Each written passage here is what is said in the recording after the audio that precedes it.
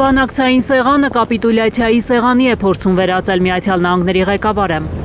Հայտարարել է Իրանի խորհրդարանի խոսնակ նահանգների հետ բանակցություններում իրանական պատվիրակության ղեկավար Մոհամմադ Բաղեր Ղալիբաֆը։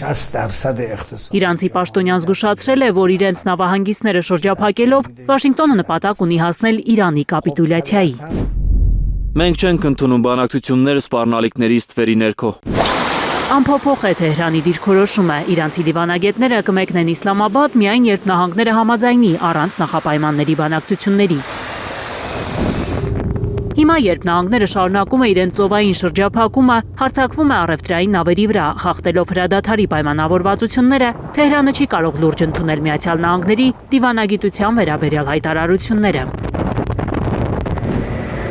Axios-ը գրում է, թե իրանական պատվիրակությունը ստացել է գերագույն հոգևոր առաջնորդ Մոջթաբա Խամենեիի համաձայնությունը նահանգների հետ բանակցություններին մասնակցելու համար։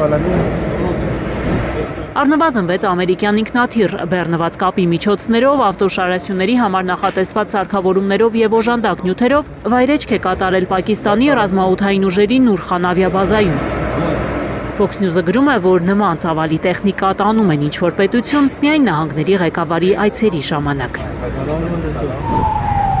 Իսլամաբադում խիստ միջոցառումներ են, իրավապահները հսկում են մայրաքաղաքի մի շարք փողոցներ, ստուգում երթևեկող մեքենաները, որոշ փողոցներում երթևեկությունը արգելվում է։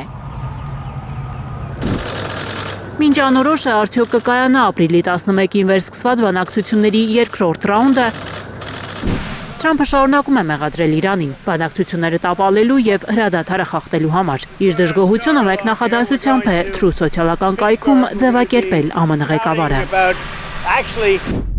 Իրանը բազմիցս խախտել է հրադադարը։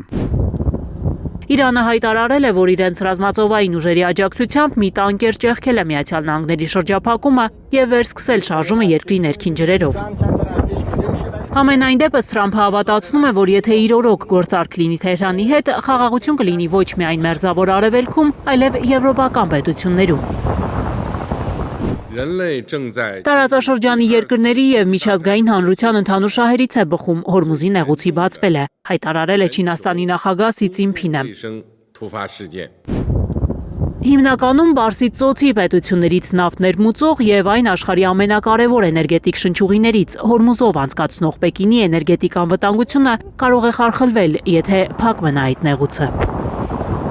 Գայանե Մովսեսյան, Անի Ղանդիլյան, Հայլուր։